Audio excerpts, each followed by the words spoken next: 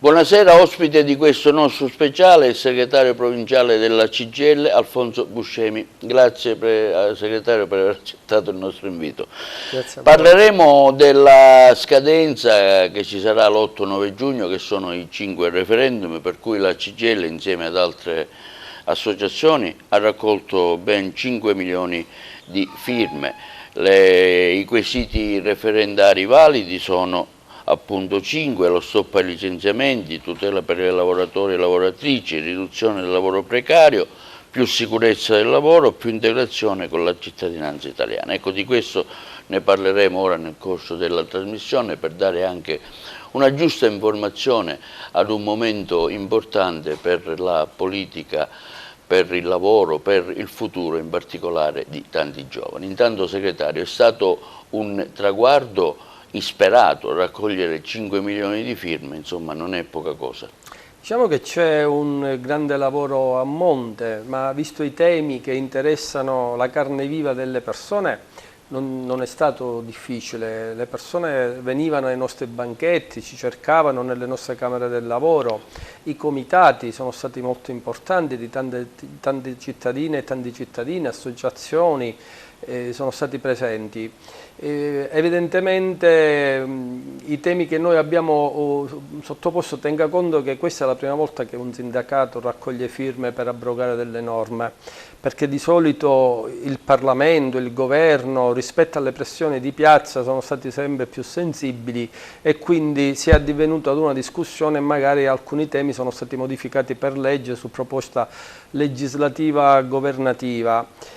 Qui invece vediamo che c'è un governo sordo e di conseguenza abbiamo deciso, per l'importanza dei temi, di raccogliere le firme e adesso la grande scommessa, vista la difficoltà che c'è nel nostro paese, è bene ricordarlo, oltre il 50% delle persone non va più a votare, è sfiduciata, evidentemente non ha più fiducia rispetto alla politica nazionale, non ha più fiducia rispetto ai gravi temi che affliggono le famiglie e i lavoratori e quindi c'è questa forma di protesta, di abbandono non andando a votare.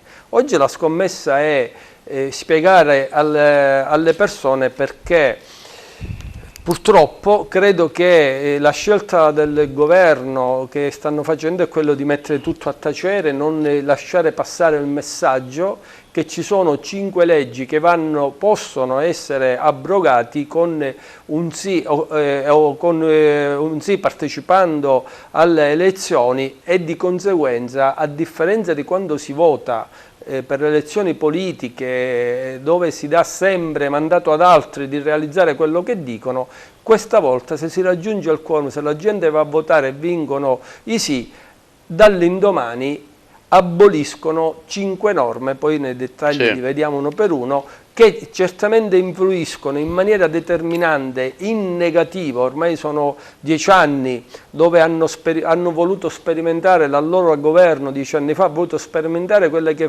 chiamavano la flessibilità, dicevano diamo più flessibilità alle imprese, così l'economia vola, aumenta l'occupazione. Dopo 10 anni c'è un momento nel quale bisogna fare anche un po' il bilancio e ci rendiamo conto che quella flessibilità non ha portato da nessuna parte rispetto ad una economia stagnante, ad una crescita zero. Al contrario, la flessibilità si è trasformata in una precarietà non più tollerabile, la gente la sera va a dormire e all'indomani non sa se ha un posto di lavoro. Ecco, questo oggi con un semplice sì, con una semplice croce può essere cancellata. Ieri sentivo Landini su una rete nazionale sulla data scelta da parte del governo 8-9 giugno e sulla lamentela che magari questo referendum si poteva accorpare alla qualche elezione comunale, provinciale che ci sarà prossimamente. Ecco, in vari comuni si vota in Italia, magari era un incentivo maggiore, invece questa scelta proprio di farla l'8-9 giugno come momento, diciamo, di voto lascia perplessità. Perché? Perché c'è un motivo lascia certezze per chi per noi addetti ai lavori, lascia quorum, certezze, no? esatto. C'è questa preoccupazione. Noi avevamo chiesto come CGIL di accorpare questa elezione per il referendum alla prima tornata utile delle elezioni amministrative, che sono l'ultima settimana di maggio. Avremmo raggiunto due obiettivi. Il primo, quello di risparmiare, perché costituire un seggio elettorale costa. Quindi, siccome c'è tante elezioni, ci sono tante amministrazioni che devono essere rinnovate a maggio, se noi li facciamo a maggio non c'è bisogno a giugno di pagare di nuovo tutto quel costo legato a una elezione che ha un costo non indifferente.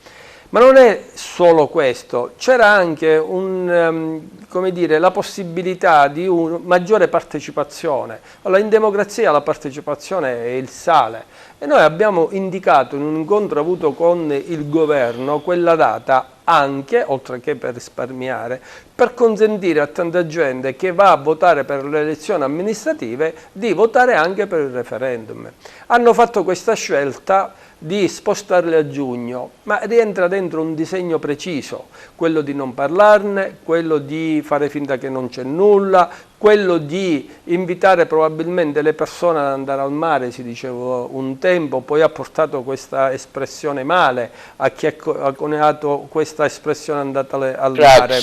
Fu il governo Craxi, allora perse sonoramente il referendum. E allora, in questo contesto, hanno cercato, spostando all'8-9 giugno, di creare qualche difficoltà alla gente che magari si organizza per incominciare i primi ponti estivi ad andare fuori casa e quindi non andare a votare, sempre per evitare di raggiungere il quorum.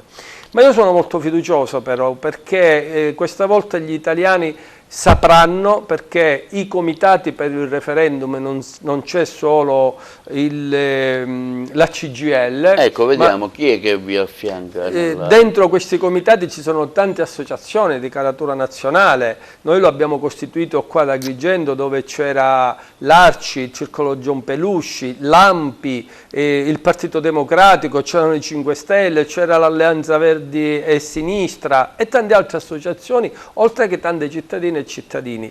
Ecco, in questo contesto noi siamo fiduciosi, perché stiamo costituendo adesso i comitati circolo in tutti i paesi. Bene. E noi andremo a fare volantinaggio nei mercati, davanti alle poste, nei luoghi pubblici di affollamento, nelle piazze, e dove possibile anche molti comitati si stanno organizzando per fare direttamente un'attività di informazione porta a porta.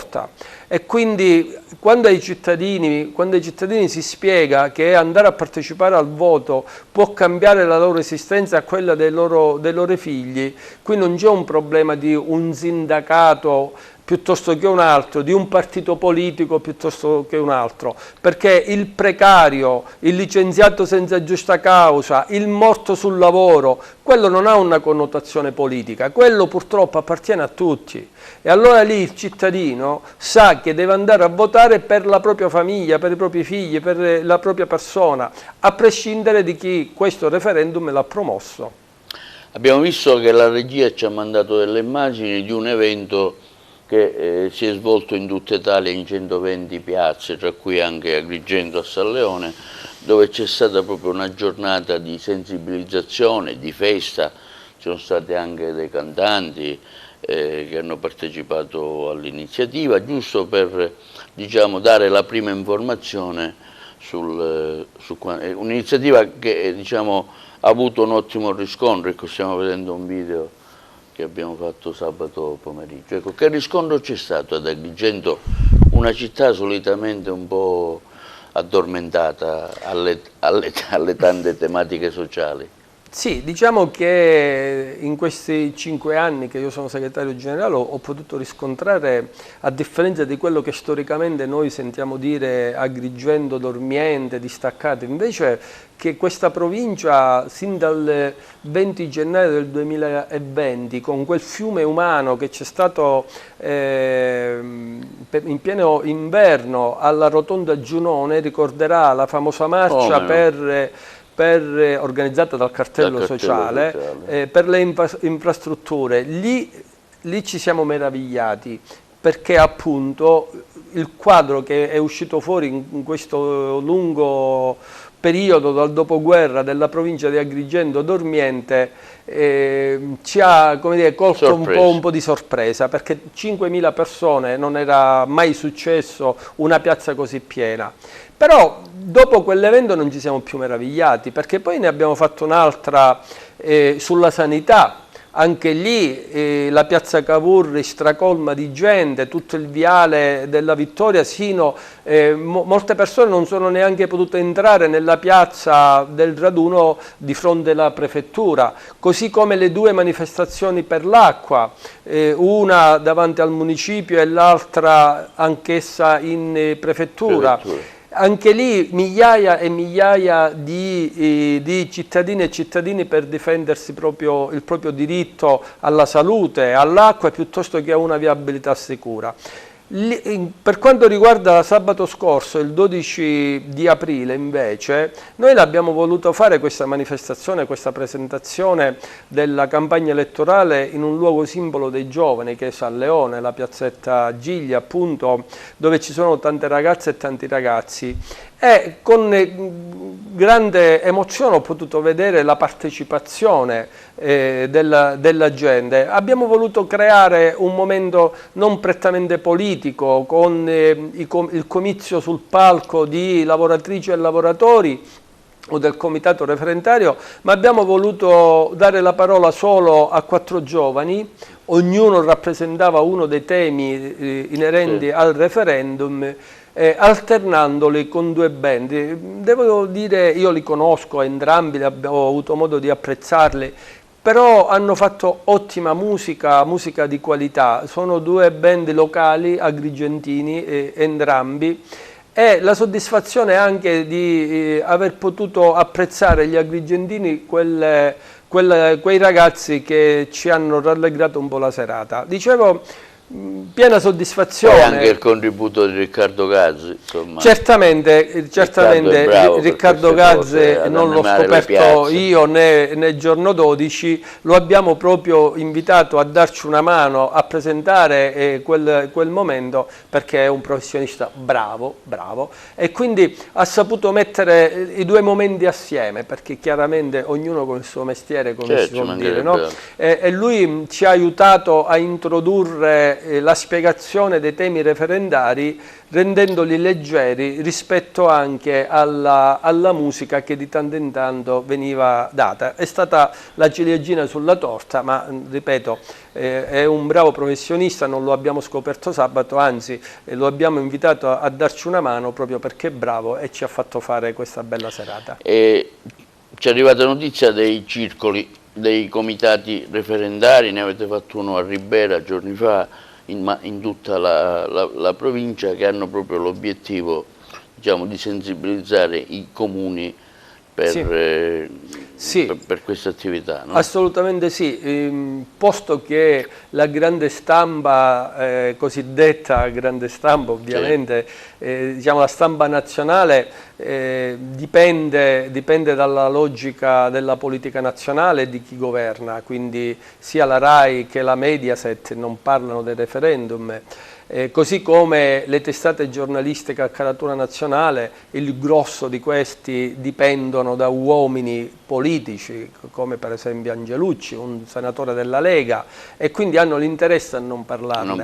E allora noi noi non abbiamo risorse economiche illimitate per poter riempire spazi a pagamento anche su a questi livelli. E quindi come comitati promotori del referendum abbiamo deciso di fare una campagna elettorale, come si dice all'antica, porta a porta.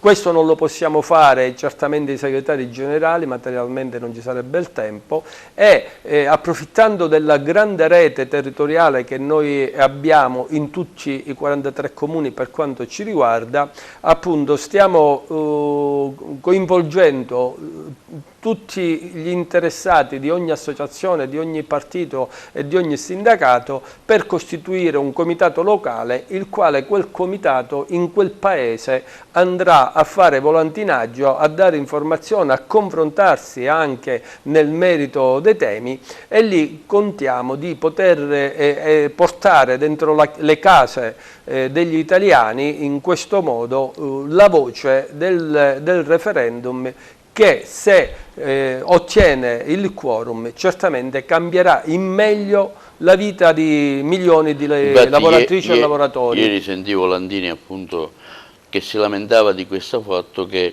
nonostante sia stata una manifestazione che ha interessato 120 comuni della nazione italiana, non c'è stata un'adeguata copertura informativa da parte delle maggiori testate nazionali. Questo è un vulnus della democrazia, perché chi governa ha il dovere di dare voce a chiunque nel nostro Paese, anche quando non si possono condividere temi. Devo dire che questa riflessione ci porta anche a criticare chi negli anni ha fatto un'altra scelta, quella di sostanzialmente fare morire l'informazione locale. Non è un caso, io mi trovo in una emittente televisiva locale che storicamente ha fatto sempre un grande lavoro di informazione e che oggi diventa la democrazia nelle piccole province, che poi entra in tutte le case. E lì io credo che vada rivista quella legge che ha tolto le risorse economiche, i contributi alle emittenti televisive locali, proprio perché questi sono determinanti quando un governo pensa di utilizzare l'emittente televisiva nazionale, i giornali nazionali, e mantenere i cittadini all'oscuro di quello che succede. Tolta da un governo di sinistra, allora c'era Renzi e il ministro Calenda, diciamolo com'era. Assolutamente. Approfitto perché c'era una legge ben precisa dei tempi di Mammì, che dava dei contributi, sì, dove premiavano le assunzioni su base regionale. Poi il signor Renzi, pur essendo di sinistra, lo voglio dire perché è la verità, c'è il decreto della legge 246-17 firmato Renzi, mi permetto di dire, pur passando come uomo di sinistra, ma poi nei fatti si è dimostrato altro, tant'è che quel popolo di sinistra, così come glielo ha ammesso, lo ha disarcionato immediatamente, perché anche queste leggi che noi stiamo cercando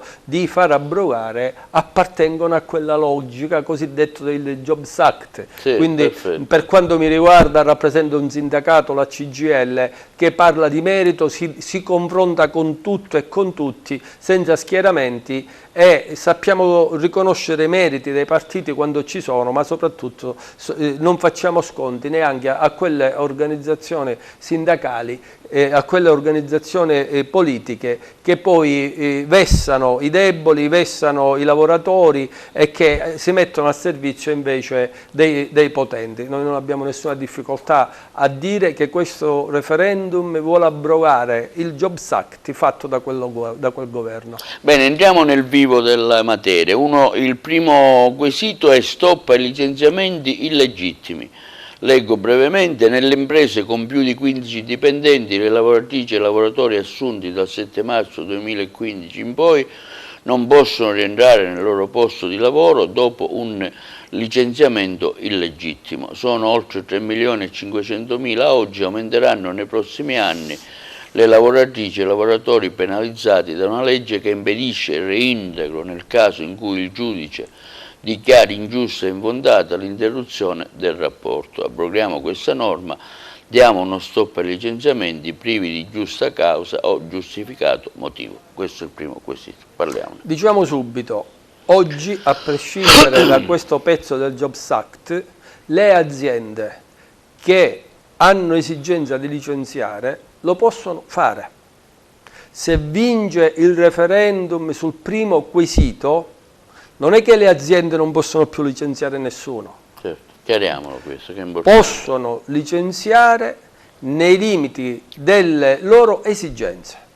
Il punto è un altro, che con questa norma oggi le aziende licenziano anche senza una giusta causa. Faccio un esempio banale. Sì. Un'azienda non ha più commesse, deve ridurre il personale, è legittimo che licenzia, non li può pagare. Certo. Un'azienda ha deciso di ridurre l'attività, può licenziare. Un'azienda scopre un lavoratore che non fa il suo dovere, che ruba, che appunto crea danno, può licenziare. Sostanzialmente, laddove c'è un'azienda che per giusta causa ha bisogno di licenziare, oggi può licenziare. Cosa succede invece con questa norma che noi vogliamo abrogare? Il famoso articolo 18 che non c'è più. Se un lavoratore si impegna a difendere i diritti di un altro lavoratore, di un collega, diventa un fastidio. Se un lavoratore va a chiedere i propri diritti, guarda non mi hai pagato lo straordinario, guarda tu mi stai facendo lavorare in un momento nel quale probabilmente io rischio la vita, tu non mi dai gli strumenti di tutela per non morire sul lavoro. Ecco, quel lavoratore per l'azienda diventa un capro espiatorio per additarlo di fronte agli altri, non parlate perché vi licenzio. Allora, quando il lavoratore chiede i propri diritti, oggi, se viene licenziato e quindi il lavoratore ricorre al giudice, il giudice riconosce al lavoratore che non c'era una giusta causa, è stato licenziato semplicemente perché voleva difendere i propri diritti. Oggi non ha diritto a essere reintegrato. Basta un risarcimento legato in un modo come dire, contorto, bastano pochi migliaia di euro per sbarazzarsi di un sindacalista, di un lavoratore che difende la propria dignità, perché stiamo parlando noi di difesa della propria dignità. Allora, se andiamo a votare e vincono i sì, le imprese possono continuare a licenziare se c'è una giusta causa. Diversamente, il giudice può condannare l'azienda alla riassunzione. Quindi significa consentire a un lavoratore di difendere i propri diritti e di difendere la propria dignità. Passiamo al secondo punto, più tutele per le lavoratrici e i lavoratori delle piccole imprese. Leggo, nelle imprese con meno di 16 dipendenti, in caso di licenziamento illegittimo, oggi una lavoratrice o un lavoratore può al massimo ottenere 6 mensilità di risarcimento, anche qualora un giudice reputi infondata l'interruzione del rapporto. Questa è una condizione che tiene i dipendenti o le dipendenti delle piccole imprese, che sono circa 3.700.000, in uno stato di forte soggezione rispetto al titolare. Abroghiamo questo limite, aumentiamo l'indennizzo sulla base della capacità economica dell'azienda, dei carichi familiari e dell'età della lavoratrice e del lavoratore. Questo è il quesito numero 2. Quesito numero 2, per le aziende medio-piccole sotto i 16 dipendenti. Il principio è uguale a quello del primo, e cioè il licenziamento senza una giusta causa. A differenza delle grosse aziende, laddove i giudici possono obbligare alla reintegra, qui, per quando hanno diritto, in un caso di licenziamento senza giusta causa, a un risarcimento. Oggi il risarcimento, abbiamo visto, è sino a un massimo di 6 mesi. Com'era la norma prima? Quale sarebbe la norma se andiamo a votare e vincono i sì? Che sarà il giudice a stabilire quant'è il giusto indennizzo di quei lavoratori? E sulla base di 2 elementi semplici, che, vediamo, non può essere uguale per tutti. Ipotizziamo un'azienda dove è fiorente, dove macinano utili su utili su utili. Chiaramente parliamo di un'azienda sana. Certo. Il lavoratore licenziato senza giusta causa ha 4 figli. Voi capite che ha un'esigenza particolare, mantenere da disoccupato 4 figli. E posto che l'azienda è fiorente, il giudice può stabilire un risarcimento congruo rispetto a un'azienda sana e a un lavoratore che deve mantenere 4 figli. Al contrario, lo stesso giudice può stabilire un indennizzo diverso, inferiore rispetto a questo dato, qualora si tratti di un'azienda che regge per miracolo il mercato, che sta lì per pagare quello dovuto, ma che non è una grande azienda dove macina utili.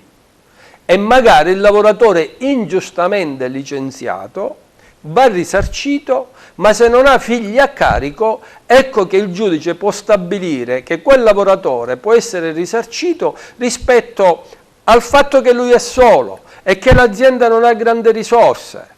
Allora noi vogliamo il principio che sia il giudice a stabilire queste cose. Oggi invece o l'azienda sta bene oppure se sta male, o se si hanno 4 figli piuttosto che da soli, è la legge miope, cieca, sorda a dire sino a un massimo dei 6 mesi e chi si è visto si è visto. Però quel lavoratore, non dimentichiamo, è stato licenziato illegittimamente, senza una giusta causa. Ecco perché il secondo quesito deve essere reintegrato la norma vecchia.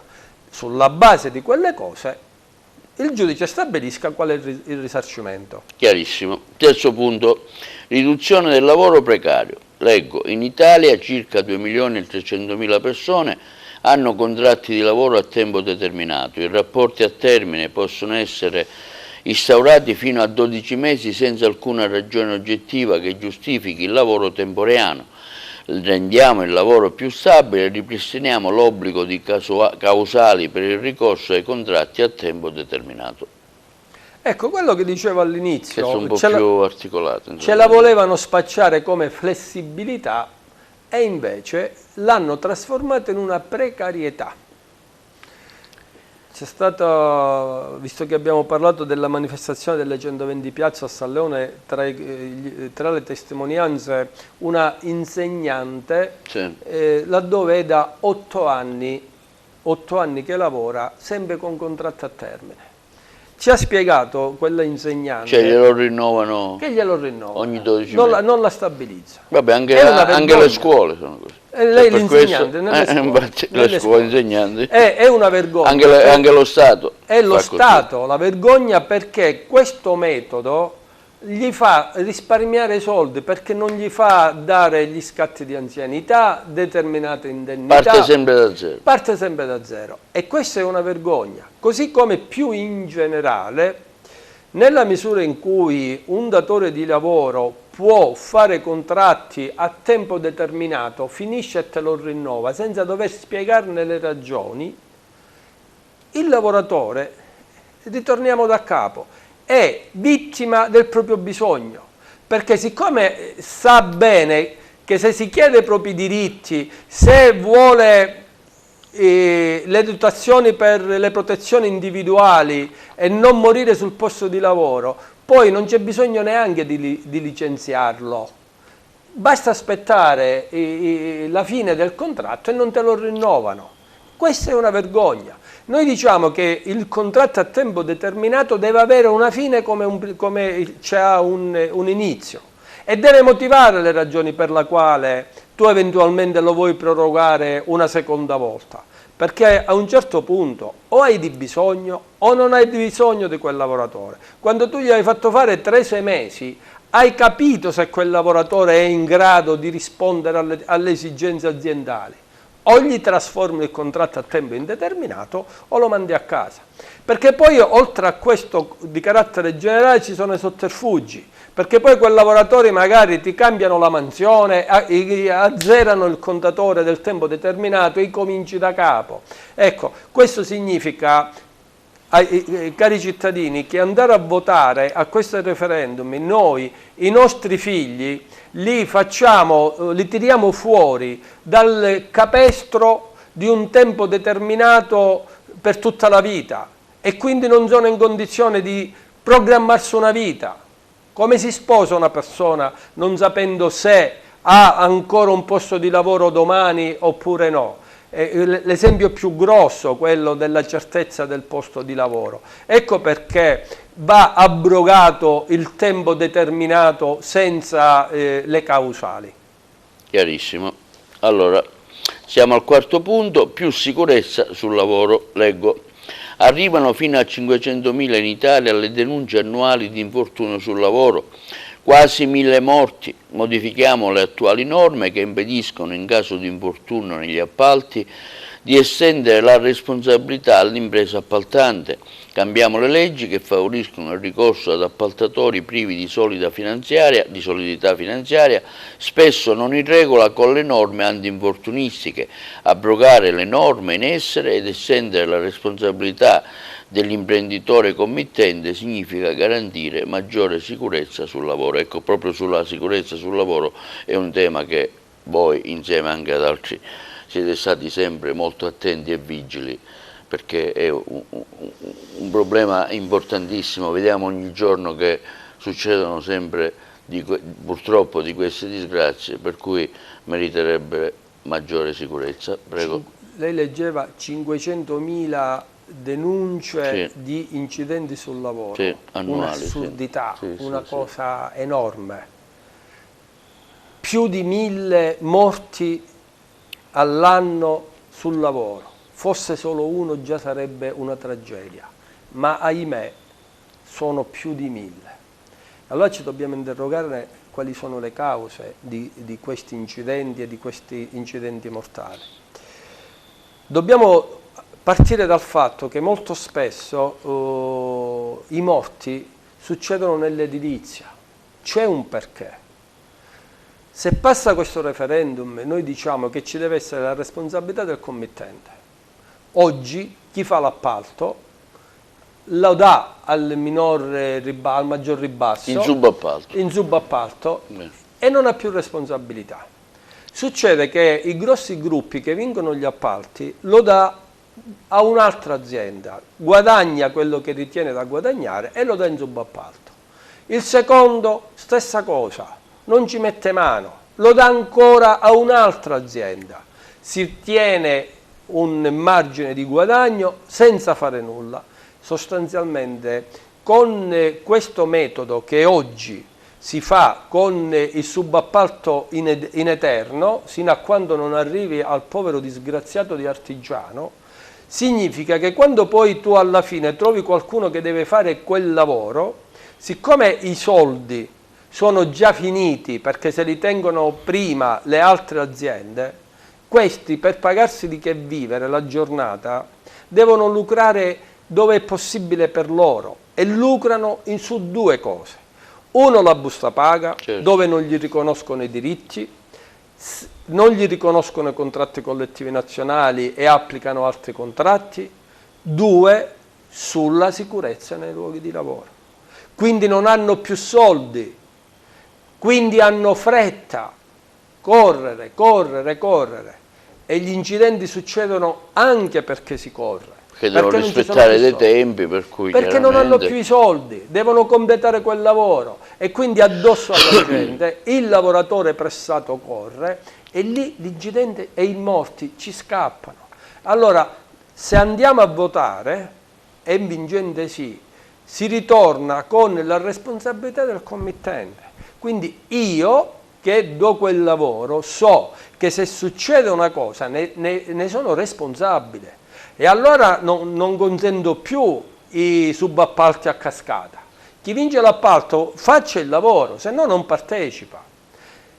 Con la beffa, qualora fosse possibile, rispetto a un dramma di un morto sul lavoro, che quando ci scappa il morto, essendo responsabile l'ultimo artigiano, fallisce, non ha neanche soldi per risarcire la famiglia. Perché paga lui. È chiaro che rispetto al morto tutto diventa secondario, ma viva Dio, dopo una disgrazia che speriamo non ci sia, almeno qualcuno risarcisca le famiglie rispetto al dramma di non avere più il lavoratore presente. Invece oggi l'ultimo, siccome non ha soldi, fallisce e la famiglia, oltre a perdere il proprio caro, certo, non ha neanche come dire, un minimo di risarcimento.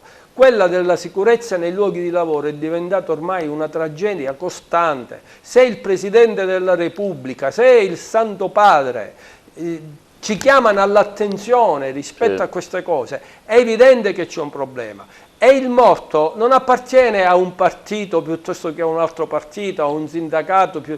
Il morto appartiene a tutti gli elettori, che votino, che abbiano la sensibilità di votare a destra, a sinistra o al centro. Ecco perché il cittadino dovrebbe andare a votare, perché poi queste cose sono difficoltà che incidono dentro la propria famiglia di qualunque colore politico. quindi ricondurre all'azienda madre che si è Al committente la aggiudicato responsabilità civile in modo del danno. da essere garantiti in caso di... Chiarissimo. Allora, l'ultimo punto, il quinto, che devo dire è abbastanza interessante, più integrazione con la cittadinanza italiana. Riduciamo da 10 a 5 anni di residenza legale in Italia richiesti per poter fare domanda di cittadinanza italiana, che una volta ottenuta sarebbe trasmessa ai figli e alle figlie minorenni. Questa modifica costituisce una conquista decisiva per oltre 2.500.000 cittadine e cittadini di origine straniera che nel nostro Paese nascono, crescono, abitano, studiano e lavorano. Allineiamo l'Italia ai maggiori paesi europei che hanno già compreso come promuovere diritti, tutele e opportunità che garantisca ricchezza e crescita per l'intero Paese. Noi siamo un paese del G20, siamo un paese fondatore dell'Unione Europea. È evidente che se in quasi tutti i paesi dell'Unione Europea questa norma che noi vorremmo far applicare già esiste da decenni, Certo. è evidente che siamo passi indietro. Oggi bisogna, per richiedere la cittadinanza, bisogna avere determinati requisiti. Sapere la lingua italiana, avere un reddito proprio, quindi un lavoro, riconoscere la Costituzione, rispettare le leggi italiane. In questo caso tu puoi fare richiesta di cittadinanza per ottenere la cittadinanza dopo 10 anni di residenza in questo paese. Noi diciamo che mantenendo tutti i requisiti oggi in essere per fare domanda, anziché 10 anni, sarebbero sufficienti 5 anni.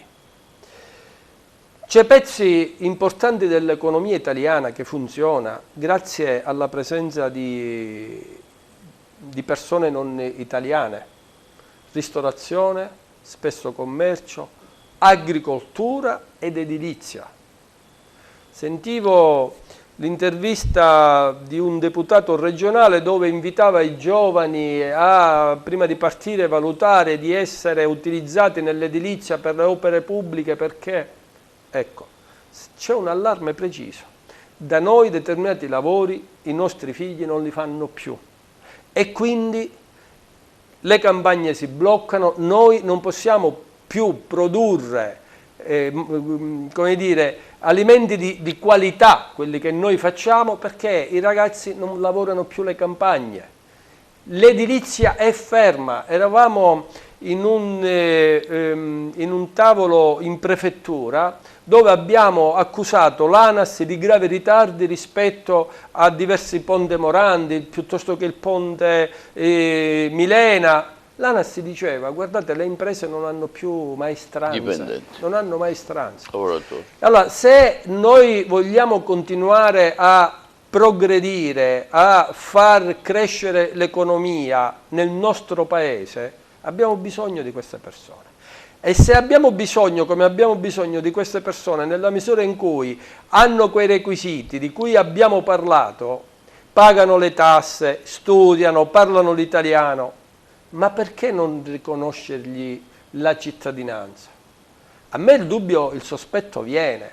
Probabilmente c'è un pezzo della politica che questi li vuole invisibili, non gli vuole dare la cittadinanza perché così facile preda dei mascalzoni che non li vogliono assumere con regolari contratti di lavoro e quindi non avendo questi la cittadinanza rischiano sempre o perché gli è scaduto il permesso per stare di soggiorno o perché non gli applicano i contratti e quindi anziché pagare uno stipendio come si paga normalmente a chi ha un contratto di lavoro gli si dà qualcosa a nero, con tutto il danno che ne scaturisce non solo per il lavoratore ma anche per le casse dell'INPS, dell'Agenzia delle Entrate e di conseguenza poi vediamo che le tasse in Italia anno dopo anno aumentano ai lavoratori pensionati e ai lavoratori dipendenti e ai pensionati che sono quelli che hanno la ritenuta alla fonte. Quindi andare a votare, fare vincere i sì anche sul quinto quesito significa consentire a persone come noi di avere il diritto di poter lavorare serenamente, frequentare le scuole, contribuire alla crescita di questo nostro paese pagando le tasse, ma avendo anche la soddisfazione e la possibilità di essere un cittadino come noi. Bene. Segretario, siamo arrivati quasi alla fine. Volevo fare l'ultima domanda che riguarda le elezioni RSU che proprio in questi giorni si sono tenute nei vari comparti, nelle varie posti di lavoro pubblici. Ecco, la CGIL, secondo i dati che ho letto proprio ieri, è uno dei sindacati, è il primo sindacato in Italia per iscritti. E rappresentare i lavoratori in queste elezioni dell'RSU, che sarebbero i rappresentanti nelle pubbliche amministrazioni, è sicuramente un fatto importante.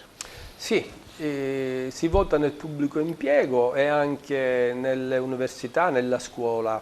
Si vota per eleggere i propri rappresentanti all'interno dei dipendenti che sono poi coloro che si affacciano, si interfacciano con la pubblica amministrazione rispetto alle scelte locali. Non è indifferente, intanto precisiamo che è una grande conquista del sindacato confederale quello di poter votare ed eleggere i propri rappresentanti. Non è stato lasciato in eredità da nessuno, è una grande conquista e bisogna saper approfittare di questo momento di democrazia rafforzandola con la propria presenza anche lì all'interno del pubblico impiego attraverso il proprio voto. Un voto che non è indifferente se lo dai a un sindacato piuttosto che a un altro, lo dico come esempio. Si sono rinnovati i contratti dei ministeriali qualche mese fa. Sì. Il governo ha rinnovato il contratto con un aumento poco più del 5% per il triennio 2021-24. Stiamo parlando già di un tempo passato. In quel periodo tutti i dati ufficiali a partire da Istat ti dice che l'inflazione è stata, quindi no domani chissà, ieri, è stata del quasi 17%. Allora la CGIL dice, caro governo, perché è il governo in questo caso a decidere, se i lavoratori del pubblico impiego e della scuola hanno perso il 17% dei propri stipendi, perché tu gli vuoi rinnovare il contratto passato solo del 5%? Tu hai deciso scientemente di abbassare lo stipendio già scarso, quello dei ministeri è uno stipendio da fame, uno stipendio del 12%.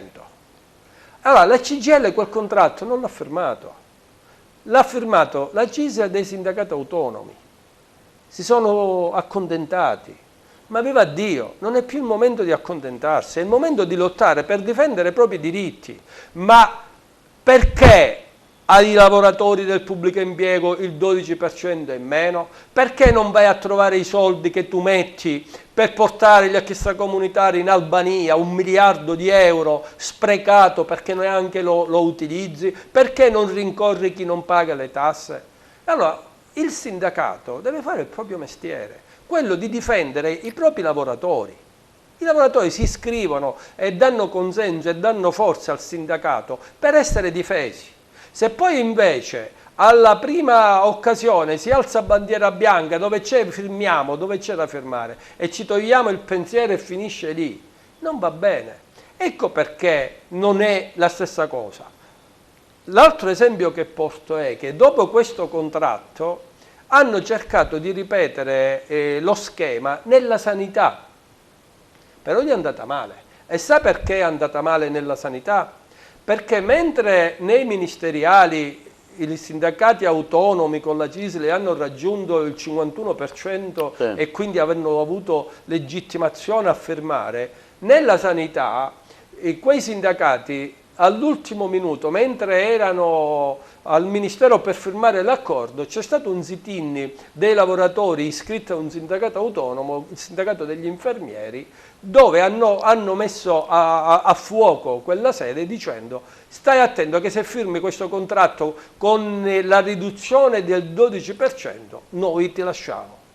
Ecco, lì è venuta meno la maggioranza più, non avevano il 50% e nella sanità non hanno potuto firmare, non hanno fatto mettere le mani in tasca dei 12 punti percentuali. Ecco perché oggi andare a votare e votare CGIL piuttosto che altro non è la stessa cosa, perché rafforzando la CGIL, che non si accontenta, che scende in piazza a protestare, a manifestare e ove necessario a scioperare, significa dare la possibilità a voi stessi lavoratori del pubblico impiego e della scuola di difendere i vostri salari. O magari trovare i soldi per il riarmo pari al 2% del PIL.